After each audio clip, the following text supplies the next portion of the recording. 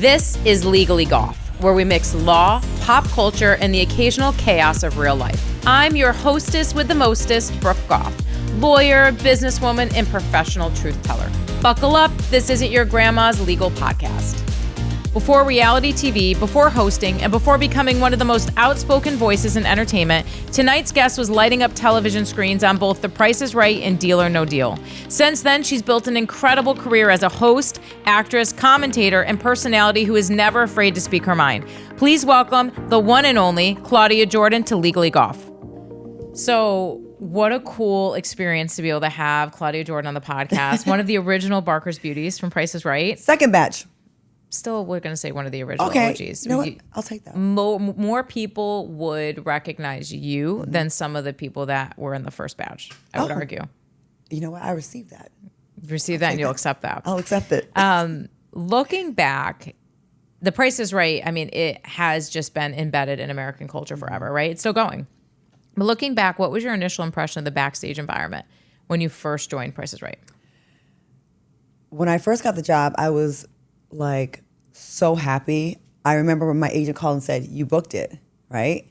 And I went and immediately started looking at flat screen TVs. I know that's so bad, but back then they were like $20,000 when they first came out.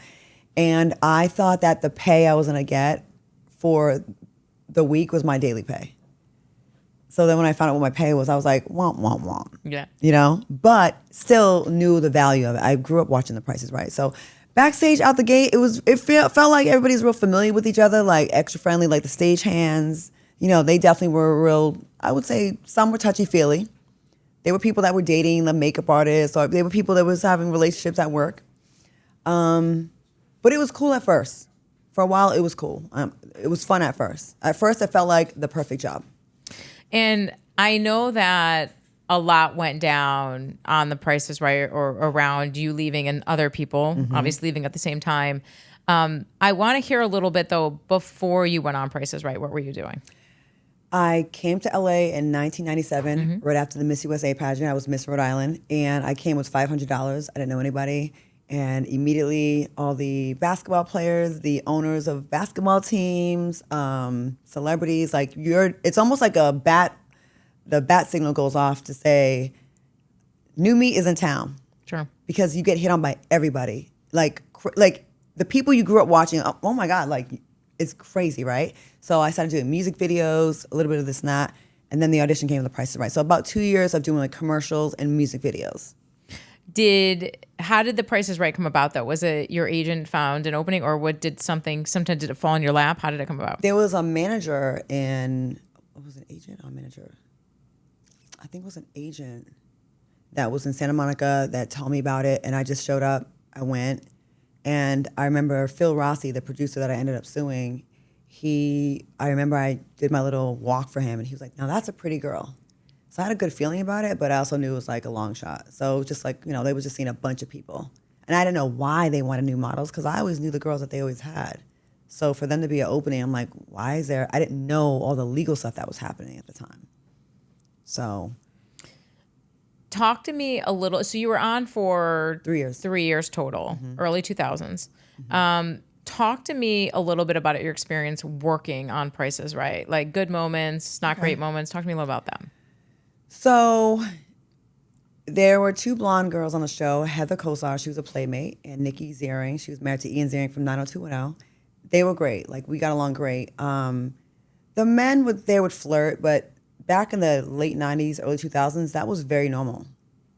I mean, it was kind of like cringe, but it was still normalized. Like, that's just kind of how Hollywood was. Like, every set was like someone was hitting on you. The girls got along, but I started noticing, and I know this sounds trivial, but sometimes when you're the only black person on a set, you have to kind of check yourself, like, am I being paranoid, or is this really a thing? So there's a script that comes out with all the items that are going to get displayed, and they would go over in the meetings, okay, Claudia, you're going to show X, Heather, you're going to show this, Nikki, you're going to show that. And anything that had like a stereotype attached to it, to black people, I would always get, right? And I started thinking like, I'm being paranoid. Give me an example. Basketball hoop. Okay. Car, Cadillac. stuff like that, right? But then like Nikki and Heather would get like the trip to the French Riviera. They would show that, like the elevated higher end things. So it was like the way you cope a lot of times is to make fun of it. Like, okay, whatever. All right, I guess I'm showing the basketball hoop, right? Yes, you are, Claudia. And I know they would laugh about it. So that was the first sign of like anything kind of related to race. Then there was this beautiful girl named Sylvia. She was the assistant to the producer that would go on the line and help pick contestants. And she started confiding in me. We were talking about how uncomfortable she'd be when she would have to go with them and take notes as to who would be a contestant. How you get a part in the position of contestant spot is you show personality. I meet you within 10, 15 seconds. I know if you'd be good for the show. So she has to take notes. There's like buzzwords. She was instructed that she had to put letter B by anyone's name that was a black person that had good personality. And she told me that she started to feel really uncomfortable having to do this because she felt like they were really, in the kinds of black people they would pick. Over the top, very loud, obese, like the large-breasted women. So when they run down, come on down, everything's bouncing. They would always pick the same kinds of black women on the show. And Sylvia would try to recommend, oh, look at this Marine or this well-dressed. Yeah, mix it up. It doesn't have to be just the same. And she started feeling a way about that. And I was like, damn, that's messed up. And they have you doing that job? She's like, yeah. So there was a documentary, right? We'll call it a docuseries, Dirty Rotten Scandals. And a lot of these dark secrets were exposed. And I know when you made your exit as well, there was some other stuff that had come out as well. We'll talk about in a bit.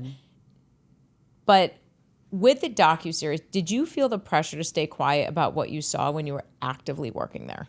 So you talked to me about Sylvia just now and the bees and stuff. Like, how much was the pressure of keeping the job versus you being afraid that they might retaliate if you said something? I knew my days were numbered once I told, there was a female producer, her name escapes me right now. Once I told her that Phil had grabbed me, my days were numbered. I knew it was the beginning of the end because they had this big model search for 3 new models to replace the other models.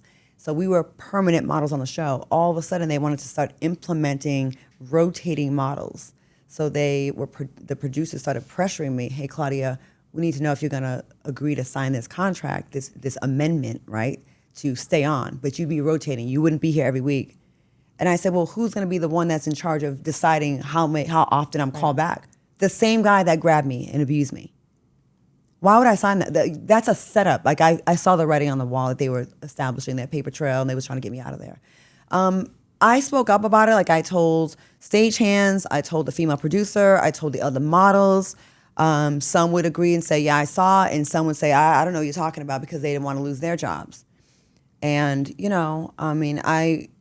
I decided to talk to a lawyer because I knew that I wasn't going to be able to stay there. I wasn't going to sign the contract. I wasn't going to stay on and agree to that. Let's talk about what happened to you. Okay. So with the producer, talk to me a little bit about what the allegations were. And he's deceased now, by the way. So he was kind of grandfathered in. There was a producer that was his father that got him in. So I heard for 18 years people were trying to get him out of there because he's been inappropriate for a long time. He was a total perv. One day I was, there's a station outside the hair and makeup room where there's a mirror and you do your last minute touch-ups. You just check your hair. So I'm leaning over in the mirror, I'm checking my makeup, my hair, whatever. And I feel this body behind me just comes up behind me, just puts his hand all up my butt. And he's like, nice ass. He said it so creepy. And they just walked off like nothing. I'm like, wait, what? I'm looking around did anyone see that? So I went out and went to stage and I just kind of did my thing, went through the motions, and I was like, this motherfucker just grabbed me, he just touched me. And it was so pervy and so creepy. So I think it wasn't even that long, a couple of days, I told on him. And the woman came to my dressing room and we talked and her eyes lit up, almost yes, because I know they were kind of, she wanted his job, he was slightly above her. And I saw her tell me more. So I'm thinking, she believes me. She's excited. She wants to go after him. But really, she didn't protect me. Once she went and, I was being used in a pawn for her to get his job. She didn't really care about me, I don't think, in my opinion. So once I did that, it was every little thing I did. I started getting written up for being 1 minute late. Now, not alone. Like there's a meeting we have to go to like at 12:45 p.m. Right? My clock is the same time. My phone is the same time as the break room, the meeting room. So I would get to the studio and I would have ample time to get to the meeting. I would get in there. I walk in, other models walk in, and now the clock says 12:48. I'm like, I just said 12:42. Like, how did it? And I thought I was going crazy. Like, why is the time? And only me would get written up, not the other two white girls, just me. We would walk in the same time. Sometimes they'd come in after me. There was sometimes models would show up to work hungover and drunk, okay? They never got written up, but I was getting written up for literally 30 seconds, 1 minute late. I find out from a security guard later on that Phil Rossi, the producer, had told security the minute that I pull up on the lot, because you have to use your badge and everything, the minute I pull up on the lot and enter the building, to call him. So what he was doing was going to the break room, setting the clock forward a few minutes, and then setting it back afterwards. Just enough so he'd have witnesses that I was late. But I was the only one getting written up for this. And this is after you... After I told. You have described the environment as retaliation and psychological warfare. Yes. Right? Is this the type of behavior you're talking about? Is this the type of behavior that created this tension? Yeah. Make me feel like I'm going crazy, very uncomfortable. One time, Bob Barker, I was requested to go in Bob Barker's dressing room, and I walk in the dressing room, and it's Bob Barker and Phil Rossi. And I'm like, there's no woman with me. It's just me, young model, like 26 years old, I think I was, 27, and these two men, closed door. And I'm thinking, okay, maybe there's going to be some accountability here. Maybe I'm going to get an apology. And Bob says to me, Claudia, we understand you've been late. I'm like, wait, this meeting is about me being late? What about what? He's like, wait, if you're late one more time, you're going to be suspended. And if you're late one more time after that, you're fired. I know you don't want to lose your job, do you? That's from Bob. Bob Barker. And then Phil sitting there with a smirk on his face, like told you, bitch. Like, I'm untouchable. That was the vibe. And I'm like, wait, but what about, I said, but what Bob, what about what Phil? He said, Claudia, he said he's sorry. What do you want? What more do you want? I'm like, oh, wow. So fuck my feelings and being, grabbed on with this pervert. So then I knew, I was like, I had no allies there. The female producer wasn't my ally. Bob Barker wasn't an ally. This guy is just unchecked. Then other models that had tried out told me stories about, being brought into the show for a tryout at his office. You have to be a certain size on that show. Like, you can't have ridiculously large boobs. You have to, be able to wear a modest one-piece bathing suit. We didn't wear bikinis. And I remember this girl said she was brought in a couple of times, drove all the way in from Orange County just to get to his office and have to walk back and forth in a bathing suit with nobody else in the room. And she was never in jeopardy of getting that job. She was way over the top, but he had this obsession with boobs. Then I was told when, I told you earlier, I was surprised at the pay. I thought it'd be more than that. I thought it'd be 5 times more than I got, right? It was the minimum to be on television at the time. Like 3-something a day, 100. 300 something a day. Yes, okay. Scale. But you got residuals. Like, it would, so you'd almost double your money. But I would ask, like, okay, how do you get a raise on the show? And the same producer, this is before he grabbed me, he said, well, Claudia, it depends on how popular you are. And I said, well, how do I know how popular I am? Well, we judge that by fan mail, how many letters you get. So, of course, I'm telling my family, write some letters, send some letters in, right? The next month, I was only given 3 letters of fan mail, and we have, 20 million viewers? Millions. Doesn't make any sense, yeah. Right, I'm thinking, I'm not a narcissist, nor do I think everyone loves me, but I think I even told at least 3 friends and family members to write more than 3 letters. So I'm like, wow. So I instantly felt small, like, okay, well, I don't have any leverage. It puts you in the mentality of, I'm lucky to be here. No one even really likes me like that. That's what you start thinking. So there's this girl that works in the office, and she calls me, and she's like, Claudia, you have hundreds, if not thousands of letters here. I found them in a drawer. She's like, I'm put them aside for you. Come get them. I'm like, bet, I'll be in there. I get there maybe like 2 days later. She's like, you're not gonna believe this. They're gone. She's like, I think Phil listened in our conversations and they're all gone. Can't find them. I'm like, what? So stuff like that will make you feel like you're going crazy. Yeah, it's bad. And so that's what I mean by the psychological warfare. One time I was stuck in traffic and I was like, oh my God, I'm gonna be late, like 2 minutes maybe, like for real late. And instead of risking getting written up again, I had to call in and just take the L and not get paid for the day. Like that was a better option because I would lose my job than to show up 1 minute. There was no grace for me, only me. It was like, it's like you're so happy you come from the smallest state in the country, you go to LA, you instantly get, not instantly, but you get a job within 2 years, the longest running show on daytime television. It's iconic. So you're happy in this regard, but then you have to deal with this dark cloud. And every time I see him in the hallway, I try to avoid him or close my dressing room door. It was like that, like every day. So I started getting sick a lot. People thought there was like asbestos in the studio. It was a really old building. It was cold. I was coughing all the time. I was sick. Now I'm sure that it was probably like, stress. Yeah. But we think, I'm young, I got this, but it wears you down. I always had like knots in my stomach. I always felt nervous every day driving to work. And God forbid there's an accident on the 101 freeway going into Hollywood. Anything would make me like, I would be in jeopardy of losing my job. Every single day I worried about getting fired, every day. The rules about, for instance, the note cards, having to put a B on them and all of that, where were those rules coming from? Who was making those? Who was saying that this is the way we need to do it? Well, Sylvia said that the producer, Phil, told her that, and that's via Bob Barker.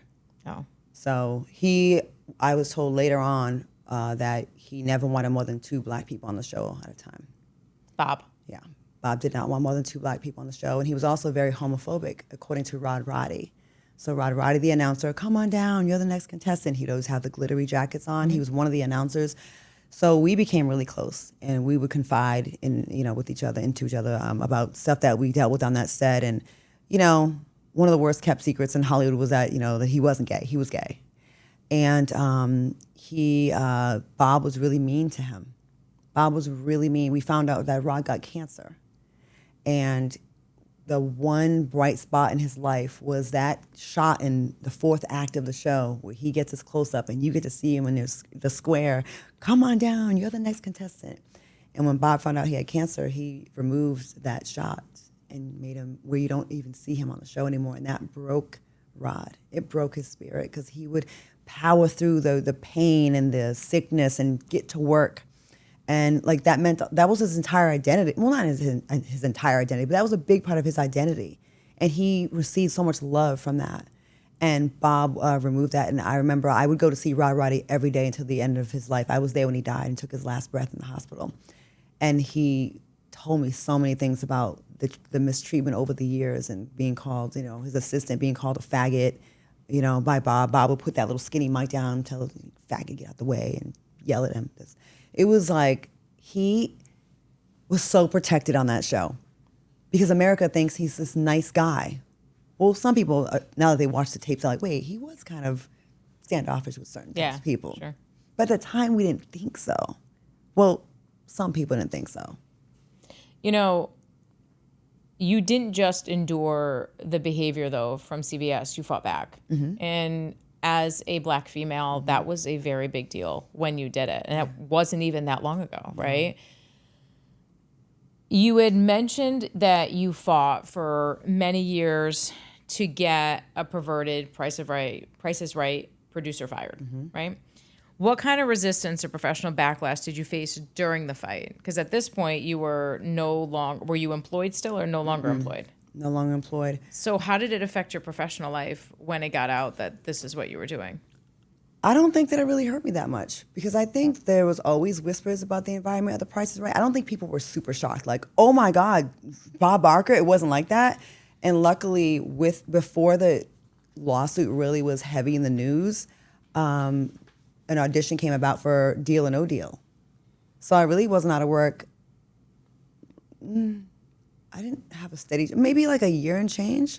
I think I got Deal or No Deal 2005, and I started my lawsuit against Price Right 2003, beginning of 2004, around that time. So it wasn't very, very long, but I got that right away, and it just felt like a breath of fresh air because Howie Mandel is everything that Bob was, Howie was the opposite. So kind, so cool, easy breezy, not perverted. Wife comes to set, we're cool with her, no funny business. That was like, it was what my heart needed after The Price is Right. It gave me hope, like, wow, they're not all like this. You know, like all these producers aren't bad. You know, so yeah, I don't know how, if it did, I don't know if there's some CBS show I didn't get. Who knows? Because, you know, networks tend to kind of hold that against you. But it didn't feel like I was blacklisted. But I do know some of the models stopped talking to me when I was going through it. I mean, that's to be expected, I suppose, right? If they're trying to keep their jobs. Which is so funny because within 2 years, 2 more of them filed lawsuits as well that acted 1,000% blind to what I was going through. But of course, that's the way it always works out, right? Mm-hmm. You know, their producers from Price is Right, when that documentary came out, they called it a hit piece on Bob Barker because he had just passed away at that point when it came out. Roger Dobowitz said that. And I used to think he was so nice. And I went on his Facebook page and I definitely talked shit to him. What is your response, though, to people who claim these stories shouldn't be told now that he's gone? Well, the reason why he doesn't want it to be told is because you saw what was happening. You did nothing. I have 1,000% confided in him as well. He knew what was going on. He knew. So if you admit to that happening and you were right there and you did nothing, you're not the little nice grandpa that your family sees you as. You were part of it. You knew Phil. All those people knew Phil was a monster. None of them really liked him, and he was very inept. If you saw the documentary, he was constantly messing up. I think everyone behind the scenes hated him too, but because he was grandfathered in the way he was with, I won't say Hollywood of royalty, but his father was like really, you know, had some clout in Hollywood, and they were just afraid to like go against this guy. So I was, you know, the David that took out the Goliath. You know what I mean? Wait, do I have it right? Yeah. That's right. So I think I always thought Bob was a nice guy. I'm sorry, Roger Dobowitz. I always thought he was a nice guy, but when I saw him do that, I was angry at him, but then I thought about it. Well, of course he can't say, yeah, it's true. I just sat back and watched it all go down. You saw it happen. You saw us crying. And before me, you saw Holly crying. You saw Diane crying. You saw other women crying and being upset. I'm not the first. I wasn't the last. You know, other models like Holly and like Diane faced financial ruin, right? And intense public scrutiny when they spoke out decades ago about all of it. Do you feel the industry is finally ready to believe women, or do we still have a long way to go? I think we were on our way, and I think we just took a big step backwards with this administration. We have women that are complicit in helping out with it, that are not speaking up. We have women in Congress that are okay with watching our rights being taken away. So no, I do not think we're going. I think we're going right back to where we were. I think we were, and I will make an argument to say that The Price is Right, ladies, we were on the front lines of the Me Too movement. We were before Me Too. We were about 15, 20 years before. Yeah. We did it in a time where it was very much male-dominated, where it was hardly any female producers. You know what I mean? So I think sometimes there's an overcorrection and it goes too far, and then it messes it up for the real cases where people just jump on board and like, you know, false claims and take advantage, and it ruins it for the real ones. So I don't know. I mean, I think now people don't even care. I think we're going back to where it was in the 50s and 60s again, is what I see. And women I'm very angry with a lot of women right now. Like, how do we stick together to make these strides? I mean, 1974, women couldn't sign up on a mortgage or have a credit card. That's crazy. I was born in 73. I was around, that's crazy to go this far. And then you have women that want to like sign me up to, I'm okay with the 14th Amendment going away. Are you kidding me? It's pissing me off, the women that are not saying anything, watching the rights of, and I know this is off topic, but it's kind of all related.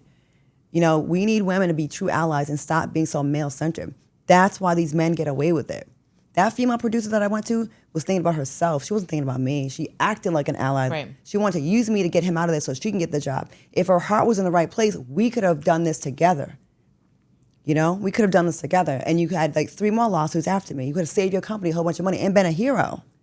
You know what I mean? And a lot of times in this patriarchy and sexual abuse and sexual harassment, sometimes there are women that are right there helping. The models, I understand the models being afraid to lose their job and not wanting to put themselves on the line. They probably thought I had a very small chance of winning, but I knew I was right. I knew I had evidence. I knew that I wasn't wrong, and I knew this guy had a pattern of this. So I never doubted it. Like, I knew I was in the right, so I was fearless doing it. I'm also like a tough East Coast girl. So I was like, I wasn't afraid of these old Hollywood clowns. I was like, man, this is nothing. This is light work. I'm right. I have the truth on my side. And you were a whistleblower before people were even really talking about whistleblowers. Yeah. And that takes a lot of fearlessness really to do. And you brought that fearlessness. And so you do Deal or No Deal after that. Then we see you in Real Housewives of Atlanta, right? And you brought all of it Yes. to the Real Housewives of Atlanta. Apprentice too before that. Yeah. So I want to talk about Apprentice a little bit because of some of your comments about the administration, like what you may have found out there. But,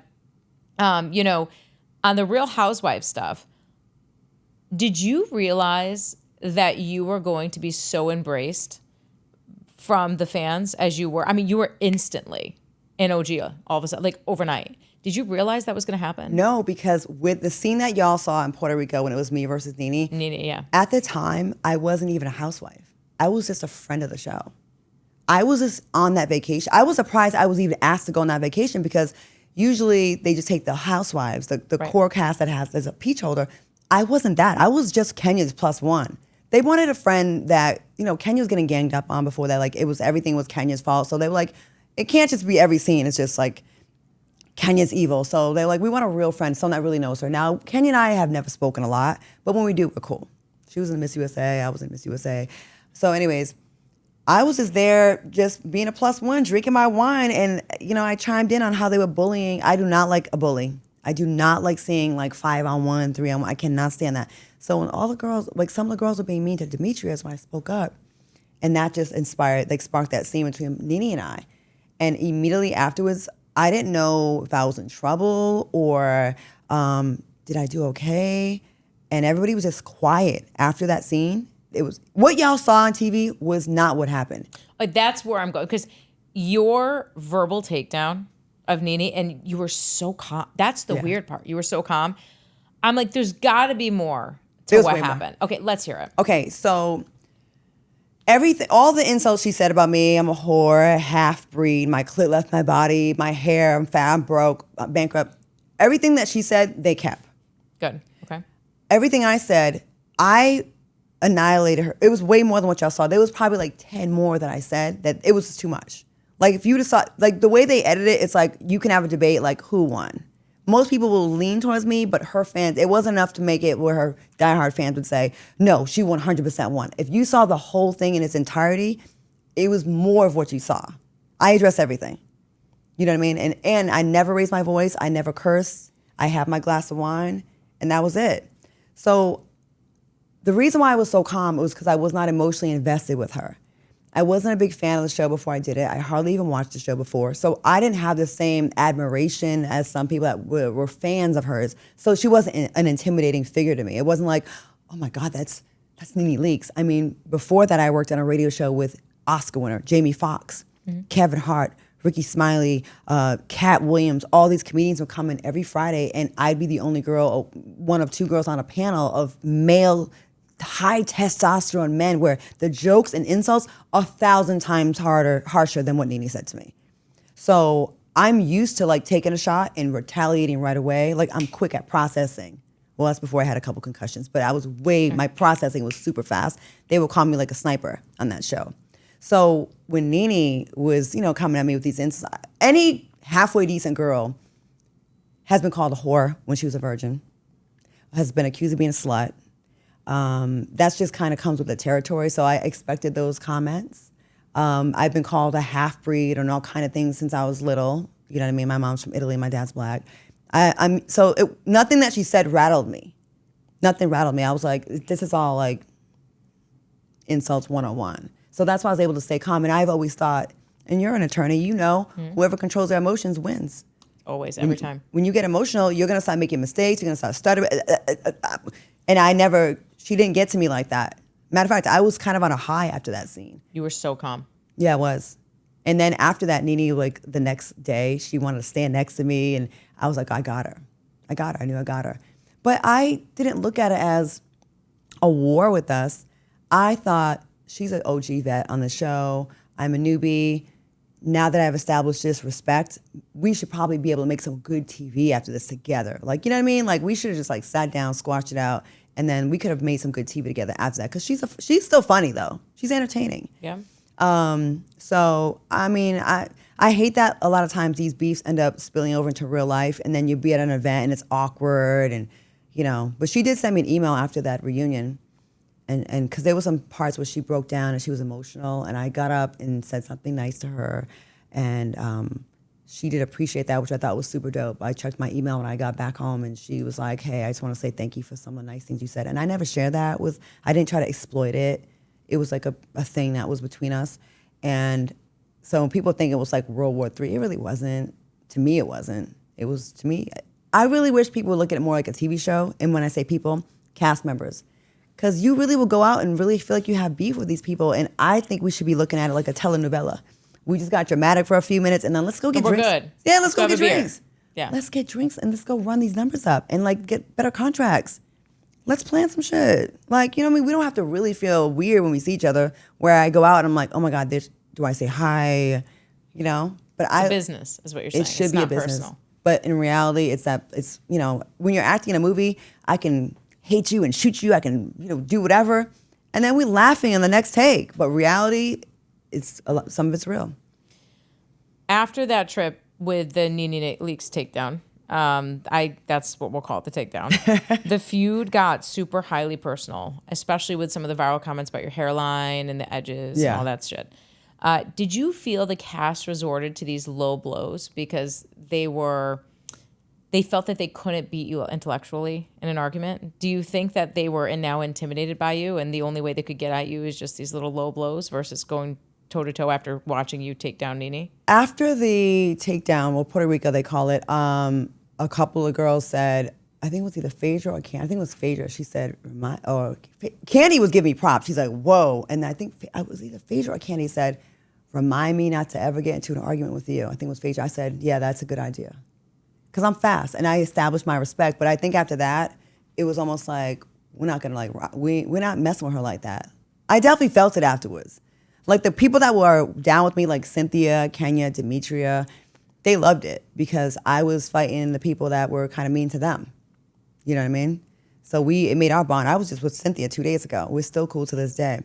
Yeah, I never really got on track with some of the other girls. Are you cool with NeNe now? I don't know. Like, she's done some interviews where she's, like, giving me my props, where they've asked her, like, who was, like, your biggest opponent, and she kind of gave me some props. And then they recently asked her about her Dreamcast, and she was naming all these people. And then the number 8 spot, she said me. But then she said so I could punch her in her face. But I'll take that. You're number 8.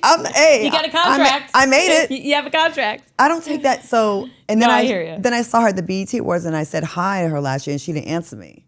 But then she was in Dallas a couple weeks ago, and there was a thing that she did with Carlos King on tour, and I was hoping to go by and kind of like publicly shake her hand and say, listen, I heard what you said about me on the positive side, respect, and give her props as the queen of reality TV as far as Housewives.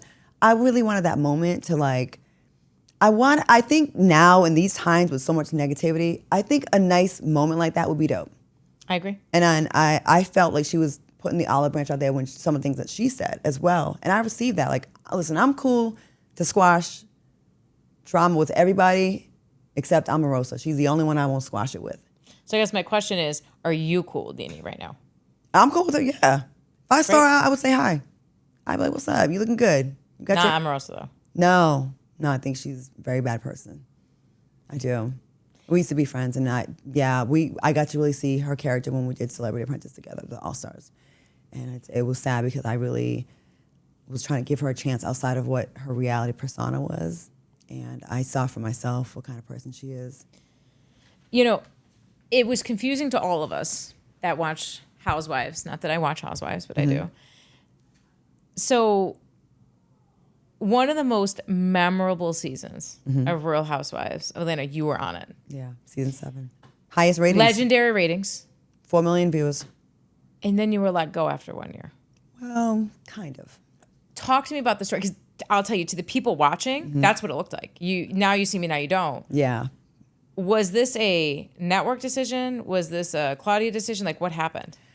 Okay, so after the Puerto Rico scene, the networks are blowing up the phones. We got to make her a housewife. Photo shoot, holding the peach. We did all that. Like they were like scrambling to get storyline, but this was already well into the season, so there was not. They only shoot for like 4 months, so we kind of ran out of runway to like show my real storyline.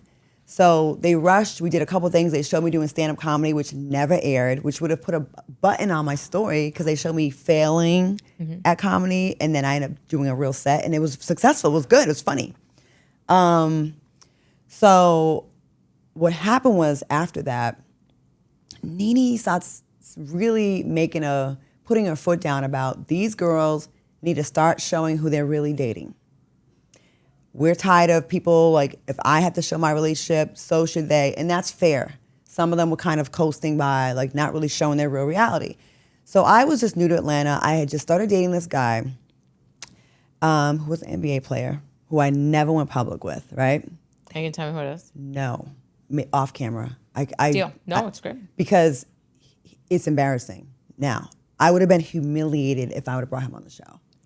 You know that I interviewed Carmen Electra, and Rodman can't get worse than Dennis Rodman. Can it?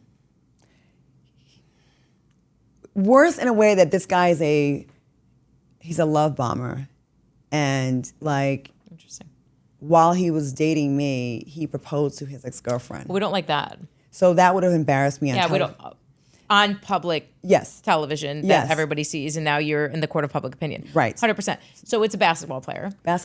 And that would have meant that you would have had to bring that relationship into the Housewives. So yes, so I told him, and so it was a publicist hookup. A publicist wanted to introduce us, and I was like, I don't know. But then she put us on, we started FaceTiming each other, and our first date, he took a private jet to meet me where I was. And I thought, wow, like Prince Charming. Like I was like, oh my God, like I was so impressed. And we hit it off right away. I mean, we FaceTime and talked before that. It wasn't like, and like holding hands, and we were in the islands. It was beautiful. It was great. And like we went from 0 to 100 real quick. He came to Atlanta. He had me make an appointment with a realtor. We were looking at houses. And I really thought this was like the real thing. He said, I'll know within the first 6 months if I want to spend the rest of my life with you. I was like, bet. I mean, we were like that. And so he had me on FaceTime. I didn't know what a love bomber was back then, but now I know. So we were on FaceTime like 20 hours out of 24. Cynthia would call me and be like, you're always on the phone with this guy. I'm like, I know, he loves me so much. No, he's a love bomber, right? So I remember when the last time so I tell him, hey, I know this is weird, like it's kind of early on in our relationship, but you've been having me looking at houses, so I can ask you if you're gonna come on a show with me. I'm like, they really want us to like show our relationships for next season, and I'm only dating you, like, would you talk to producers? So he's like, I'll talk to them. So they talked for like 45 minutes. And he seemed like he was open to it. But at the end of it, he's like, you know, Claudia, I have kids, and they don't pay the men anything, not $1. And he was already rich. He didn't need the money. He's like, you know, I don't know if it'd be a good look for my kids. And I said, agreed, say less. I said, I'd rather have you in real life than for TV. And it's probably gonna ruin our relationship anyways. So I was okay with that, right? So then the offers go out. Well, I told the show, I can't, he's not gonna do the show. So the offer letters went out for next season. Everybody started getting theirs, and mine came late, which means that usually means you're not being asked back as a housewife. But I got a letter back, requesting me to come back. But it was for a friend of the show. It wasn't for it wasn't like a housewife contract. The housewife contract, you negotiate your first year as much as you can, because most likely your second year, it doubles. They used to double your money like every year. So if you negotiate for 100,000, your next year you're getting 2, then you're getting 4, then you're getting 8. You know what I mean? Like it would go up really quickly. So they first offered me as like a 5-figure offer that was not good. My lawyer got us to 6 figures, low 6 figures. And so, but it was for a housewife first year, that's like, it was almost unheard of. Right. I had Kenya's lawyer. So we were just trying to get to the million faster. So. Do you get paid to be a friend of? Yes, but I did not take a check the entire time I worked. I held out until the night before the reunion. That's what I did. I knew by that time I had been so important to the story. Like they needed to have me at the reunion, especially after Puerto Rico, like one of the biggest most iconic scenes of the show, right? So I didn't sign my contract till the night before until they got over the 6-figure line. I was like, that was my bottom for them. And they went along, they were cool, they were fine with it. So anyways, Once I said I wasn't bringing a guy on, they were like, okay, so they sent me a letter. It was for a day rate, and it was like $2,000 for the day, right? Which I thought was low for that, and especially after I just proved myself. And I said, okay, so is there a minimum? Like, give me the minimum of days I'll be working. If you said, okay, you're gonna work 20 days a month, okay, I'm making $40,000. I can stay in Atlanta for that. But to tell me there was no minimum guarantee, You could make 4. I can make 2,000. I can work one day and that's it. Yeah, it's not. So with that being said, I was like, I really love you guys. I love Truly Entertainment. I love Bravo. Like, I love the show. I'm like, I can't financially make it make sense. So I was like, I had to decline it. And they go, we can't imagine you not coming back. I was like, I can't imagine like working for this pay. And I was like, didn't I prove myself? I feel like I put it all on the table, you know what I mean? Like, put it all on the line. And I remember Candy Burris calling me. She tried to convince me. She's like, Claudia, if you think you got a lot of fame off of 1 year in Housewives, she's like, I promise you, this show is so good for like your brand. And she was trying to talk me into it. I think my feelings were a little bit hurt. Plus, I did not get renewed for my radio job with the Ricky Smiley show. So it was the breakup with the guy. He proposed to another girl, right? That week, the letter from Housewives, and not getting renewed on the Ricky Smiley show all in 1 week. I lost like 10 pounds. I was super depressed. And I just wanted to like leave Atlanta and just go back home to LA. I was emotional. Looking back, I should have taken it and just like figured it out. So I went back to LA and then I worked on another show with one of the producers from Housewives that was doing something else. But I do regret it because like there's people that have definitely been demoted to friend, like Portia, and she's come back stronger and bigger than ever. You know what I'm saying? Like when I was a housewife, they demoted her. You would never know that because she still was in a lot of scenes. So like Dolores was a friend of Rhode Island this year. Oh, she was. Yeah. So she was a friend of Rhode Island this year, and she's been on a lot. See, yeah, but she probably didn't get like a low day rate either. I would probably argue that she would never take it if she did. Yeah. So And good for her.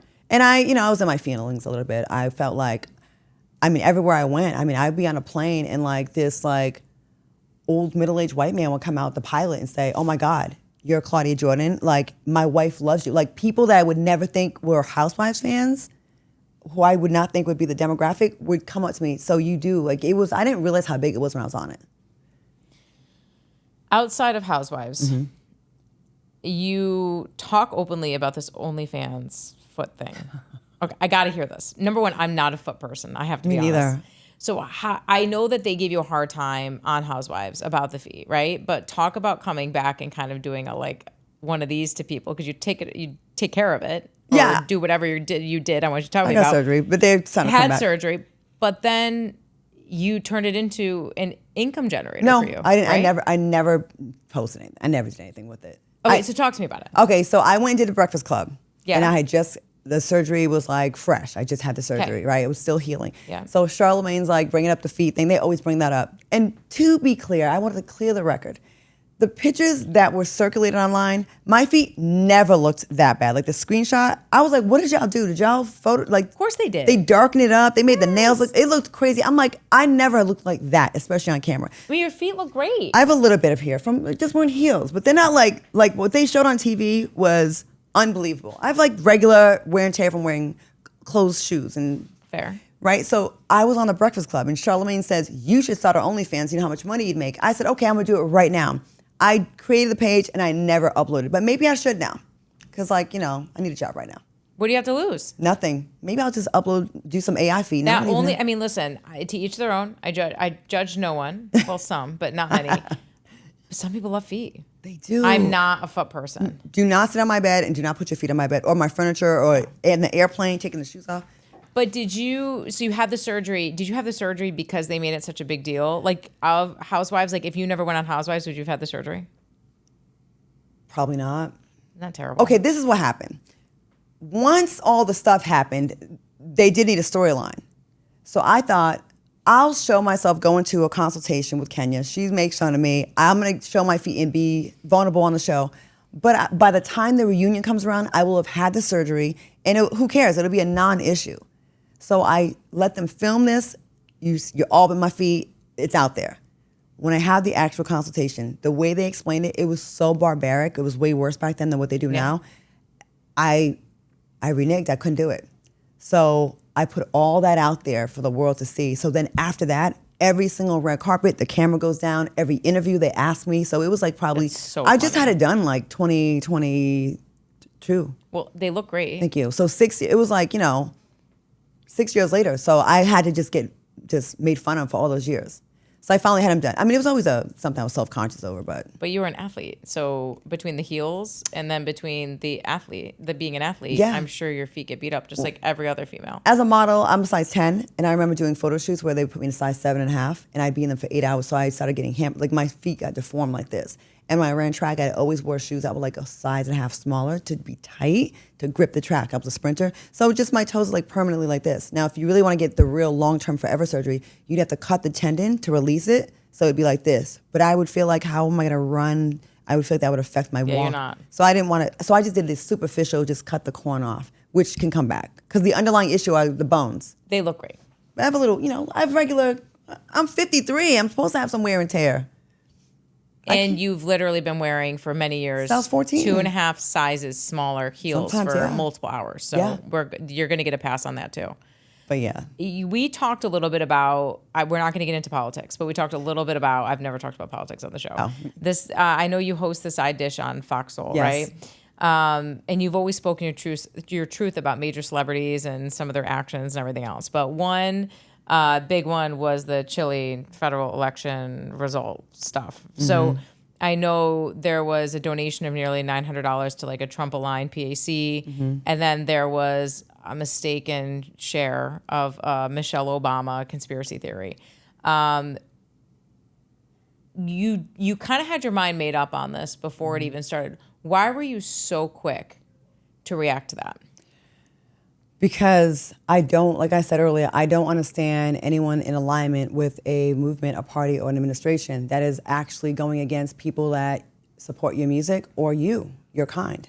I used to be friends with Donald Trump, okay? We were really good friends. Actually, there was a time where I would come to New York, I would call him. He'd call me, we would just be on the phone. He had much different views back then. He told me he liked Obama. He loved Barack Obama, but he only was voting for John McCain because I was his friend, and then he turned on his friend. I saw him change when he got snatched up by the Tea Party. You know what I mean? Like, he just saw an opening. And I understand self-preservation. I understand he did what he had to do. But the person that I was friends with didn't behave like this. So I just look at all the hurtful things. And it doesn't even have to be things that affect me. But when I see families being, like, ripped apart and, the things that's happening right now, it's so terrible. Everyone's sad and upset. And there's a few people that are, like, really flourishing right now. But, like, when I saw Chile, I'm like, what are you doing? Like, honestly, I've had conversations with Donald Trump about black men. And he told me not to waste my time and not to date any black men. I said, why would you say that to me? I'm black. And he was like, and to be honest, he was hitting on me at the time. He told me that they don't have any money. I said, so their value is just based on like how much money? He values celebrity, money, and attractiveness, And I'm disappointed because this is someone that I really did see as a friend. And I saw the change in him. So when I saw Chile, listen, you can support whoever you want, but once the information's out there, the people that support you have the right to not support, And I don't know, it just bothered me when I see that. And you became friends with Donald Trump through your appearance on The Apprentice? No. So talk to me about that. The year I was in Miss USA, 1997, he bought the pageant. I made top 10. We met, we took a picture. He was married to Marla Maples at the time. Mm-hmm. He probably doesn't remember meeting me back then. Fast forward to he's a guest on Deal or No Deal. And they put him, I was getting into real estate at the time, and I heard he was like wanting to put a model on Celebrity Apprentice. So he's going around, and all the girls, they did not care about that show. They just want to be models. They didn't want to do the business stuff. Yeah. So they all would tell him, talk to Claudia. She's the one that's always telling us to buy real estate. I was always lecturing. I was the oldest, like one of the oldest. I'm like, you need to buy real estate, forget those bags. So he comes up to me and he's like, I hear you're the girl I need to talk to. I said, what took you so long? Because on my MySpace page, I said, I want to be the black female Donald Trump, like as far as like having a real estate empire, sure. Right? He was the standard. Like he was so embraced by the black community. That's why it feels so much betrayal for us, we feel, right? So he came up to me, his security guy, Keith, gets my number, and he starts calling me and then starts trying to get me on Apprentice the first season. And NBC told him I wasn't big enough. But they had playmates on that I've never heard of. And so I think once they told him no, it really wasn't about me. It was about, you're not going to tell me no about someone. I know I'm right. So he fought for me for a whole nother year after that. And he ended up getting me on. And that's how, so in the meantime, we just became friends. And I wasn't an ass kisser. Like, I would tell him what I thought, you know what I mean, about things. I wasn't just like, whatever you say. I would be like, nah, man, I don't agree with that. And I think he liked that at the time. Well, nobody wants a yes man all the time. Well, I think he does now. Now he does, all the time. Now you have to be. Yeah. You have to be. I mean, he's the president of the United States. But back then, it was like, you know, I pushed back on that conversation he told me about blackmail. I was really offended by that. I thought that was really, like, don't think I'm going to be one of those people that's going to just go along and get along and be like, oh, you're right, just so I can have favor with you. You know what I mean? I didn't think that was cool. So I told him, I said, hey, don't ever say that to anybody black ever again. Like, that's really rude to say that to them. And he never did. He never said anything racist to me ever again after. I will say that to me. Does it, knowing him the way you knew him, is it surprising to you the current positions he takes on things? Especially being like pro-life, which I think pro-life is not pro-life nowadays. You can't be like, oh, it's all about the womb, but then you like so quick to like want to shoot protesters, okay? It's fake pro-life. This is a person that, if you were a betting woman, would you say he's probably paid for some abortions? I would say yes. You don't have to answer. I'll say it because I'm the reckless one here. I will say he's probably paid for some abortions. I just don't respect people that go against what they've done themselves. Or it's okay for me, but not for thee. I don't agree with that. This is a man that was a Democrat. This is a man that had more progressive views. And I don't like that he's using religion to manipulate people, the people that are less educated and that don't have a financial. I understand people that vote with their wallets. I cannot push back on that. I get it. You have to do what's best for your family. I understand that. But when you're a person that does not benefit from these policies financially, but he does make something and you feel like, you know, well, at least I'm better than that dirty Muslim. At least I'm better than that black person. I have a problem with that. I think everybody should. And they should.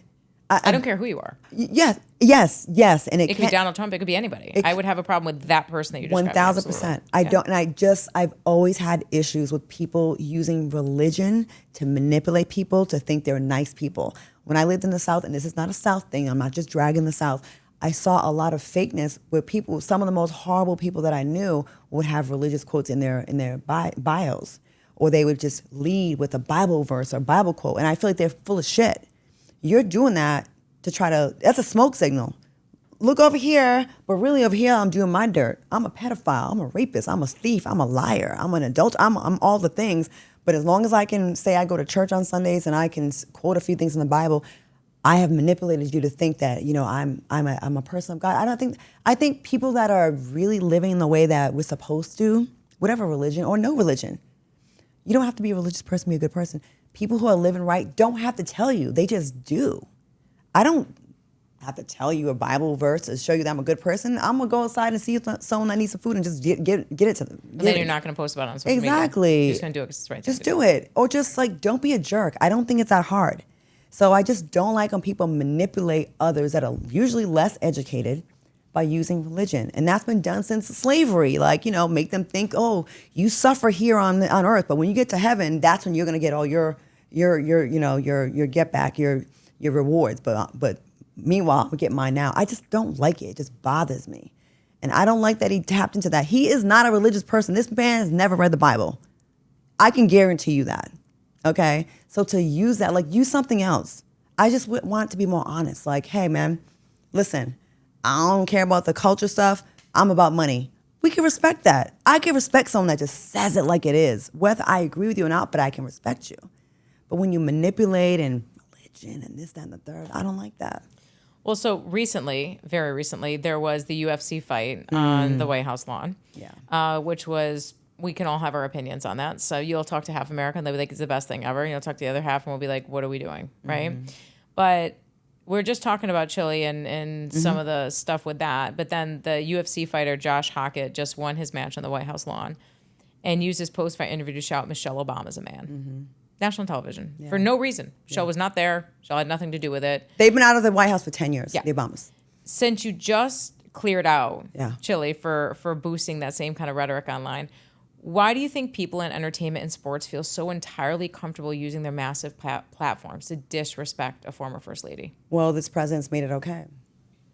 I mean, the reason why I stopped being friends with him, honestly, after the comedy made about black men was when he was running for office. He went from telling me how much he liked Barack Obama, he thought he was a good guy, to questioning his citizenship.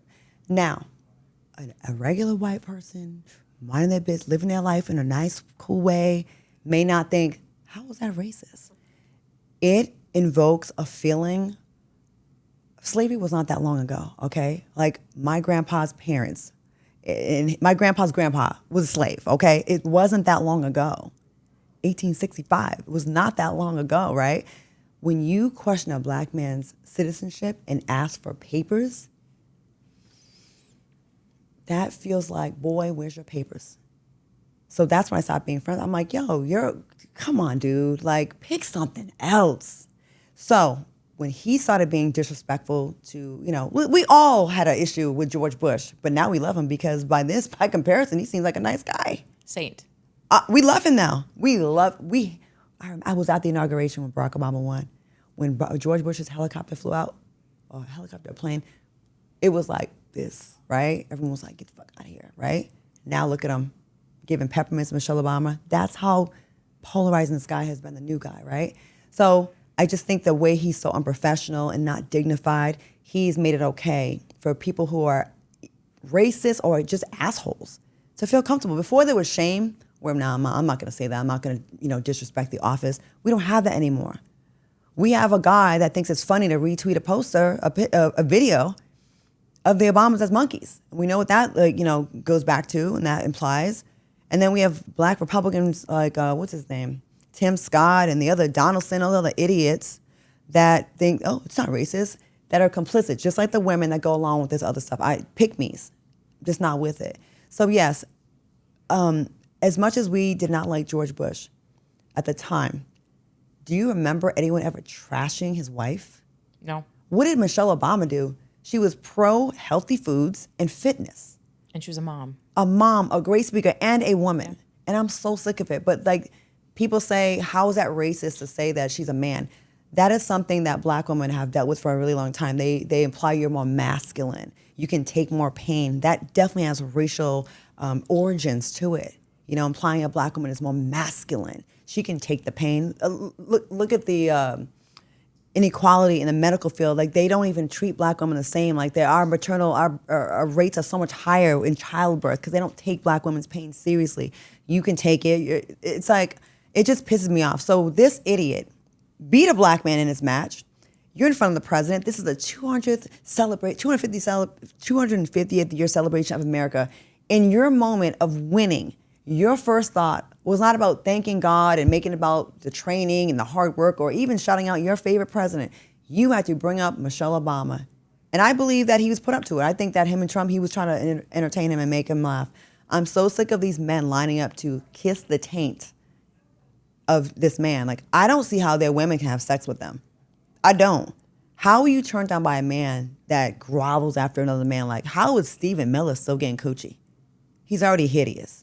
And then the way he does not have a spine, you're like, who would you rather have sex with, him or a frog? I'm picking the frog. Probably the same size penis, I'm just saying. But they just like repulsive, gross.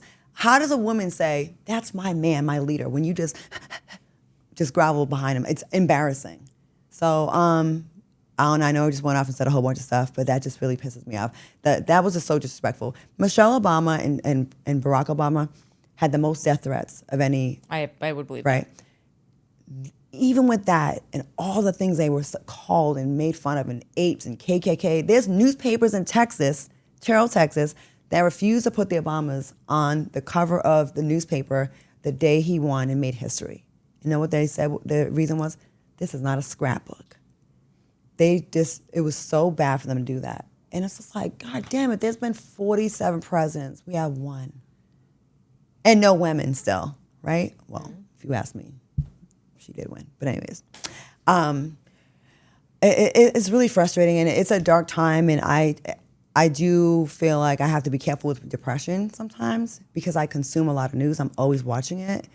And if you are on the left right now, and I'm sorry to make this about politics, but No. if you're on the left right now and a woman in a minority, it is like so Tough place to be. so sad every single day.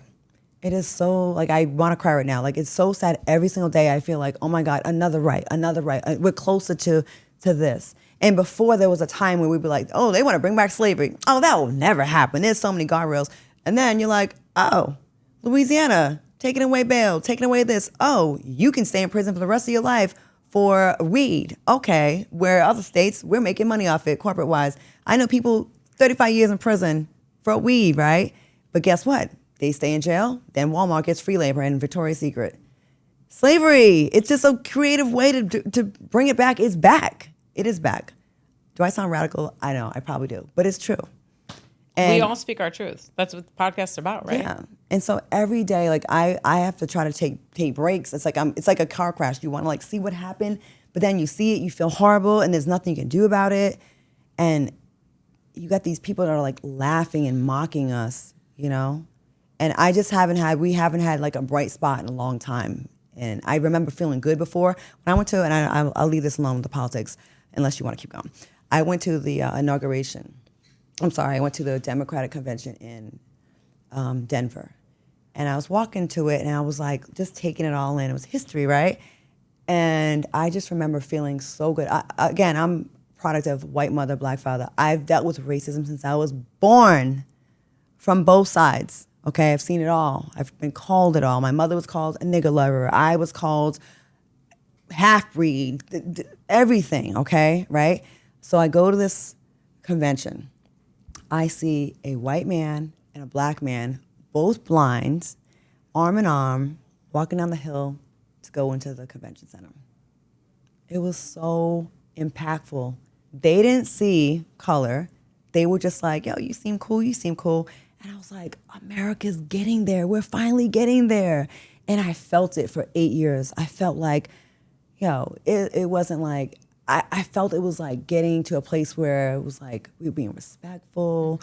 We would see black people in like spaces that we didn't think we'd ever see them. It's such an inspiration as a young girl that grew up never seeing that. I didn't see a black mayor or judges or lawyers in Rhode Island.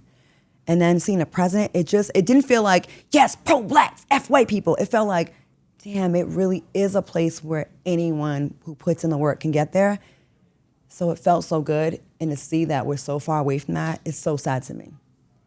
Trans people like feeling under attack. Everybody. Like, gay people. It's like Everybody's under attack. everyone's so scared now, except the white boys like that guy in the fight, in the cage. Those ignorant, arrogant, probably micro-peens, don't really have anything else to... If your whole identity is this guy, you don't have anything going on in your life, I think. You know? And, you've really, other than political views, which, listen, you should feel comfortable enough to share, you've also gone pretty nuclear on social, sharing your modern dating stuff going on, celibacy and all these other things. So why have you decided to go this route? Celibate? Well, I'm not anymore. Oh. No. All right. I'm not anymore. So we're dating? Dating now, but cautiously dating. You were celibate for a while, though. A long time, yeah. So I had a breakup 3 years ago with this guy that I knew for many years that met my mom, told me that he was acting like he was going to plan our wedding on his own on my 50th birthday, was asking me if I wanted the same people at my wedding at my 50th. And I was like, wait, are you planning our wedding? But without me, he's like, don't ask any questions. I was like, oh my God, fine. Asked my mom my rings. Like, he was really saying all the things. And then something would happen with his job. He lost his job. And I was being very supportive, but he changed during that time. I thought that's why it kind of like caused a wedge. And we ended up breaking up. But I was so sure. You know when you're like, no, Yes. This one I know. Like, this is like, I'm done. I thought I found the one. So it kind of shook me to my core. Like, I don't know how to pick. And like, I didn't see it. So I started with, it was just going to be like 6 months. Purposely not date, not even entertain it. And then I went to a year, then a year and a half, then like 2 years. And I was like, I noticed I was glowing. The first 6 months were horrible, I'm not gonna lie. I was like looking up stuff on avoidant personality, the narcissist, and all, you doing all that. Course. But then I started feeling like glowing, and I would post pictures, and my friends, people would like, you must be in love, girl, because you are glowing. And I was like, maybe I'm in love with myself for the first time. I wasn't male-centered. and I was so focused, and it was the most successful year of my 30 years in the business. When I tell you last year, I had no time for vacations. I was on a tour with a play, a national play. I was doing a talk show 5 days a week. I was doing films. I was like making it happen, and I was hosting live events. I was everywhere last year, and campaigning, knocking on doors. In 2024, I went to Philly to knock on doors and canvas. I went to North Carolina. I registered people to vote in Louisiana. I had the most success, and it made me say, okay, now I'm afraid to date again, because this seems to be working for me. And I remember feeling just content. No one can make me happy or sad. I'm just every day wake up here. Whereas when you're in a relationship that's up and down, the first thing, you check your phone, oh, they didn't text you. So you're starting off your day disappointed. And no one had power to like make me go up and down. So it was it was a positive experience for me. You're very outspoken, though, about how dating today is so different than it used to be. It's trash. There's pee in the pool. Yeah, you talk a lot about wanting like a 90s vibe and somebody that can spell Wednesday and all these things. You're good, yes. Yeah, so I hear you, by the way. Yes. And Are you dating, single, married? I'm married. Okay. But Damn it. I get it. And so now you're dating, which is great. So this is actually makes this question a little bit better. Do you really, what do you think has changed that have taken basic standards like intelligence and genuine romance and have it be so rare today versus what it was in like the 90s and early 2000s? Like, what's changed? Inventory. Have people just gotten dumber? Yes. Is that what it is? Dumber. And my brother's a teacher. He's like, it's inventory. That's good. Inventory. My brother's like, it is so bad. The parents don't care. Like, our parents would make sure we did our homework. There was someone that would oversee stuff and be like, all right, did you do your homework? Let me check. These parents, maybe they're too busy, maybe because of the economy, they don't have time, or they just don't care. I don't know what it is. But my brother tells me a lot of these parents just don't give a damn, and the kids do not have the tools. They are really dumb. I seen someone go around social media with a index card asking people to read the sentence. I don't know if you've seen these. These things are all over the social media. Like, they can't read cursive. They don't teach cursive anymore. This guy wrote zebra, and nobody got it. Silhouette, they was fighting for their life for silhouette. They could not say silhouette, charcuterie, none of that. They don't know anything. So try to date someone like that. Do you think they have the emotional intelligence for a relationship? No. People are in survival mode. Like, they're dumb. And then the inventory thing, I just feel like they say testosterone is down like 50%. In men, I think it's up in women. I think we had to pick up the slack. I see men wanting to be wine and dined and treated like the bad bitch. There can only be one bad bitch in a relationship. I would like it to be me. Yeah, you're gonna be. I want to be the passenger princess, and I see men like I feel like a lot of women when they took the restrictions off. That's why I get so mad for women that go along with this nonsense. When they take the restrictions off and you're allowed to be an attorney, be a congresswoman, be successful, be a CEO, you are not marrying now for survival and for money and for food. You're picking who you want to spend time with. So that's forcing people to have to actually have character and actually be able to spell Wednesday and actually have to impress you with things outside of just their money.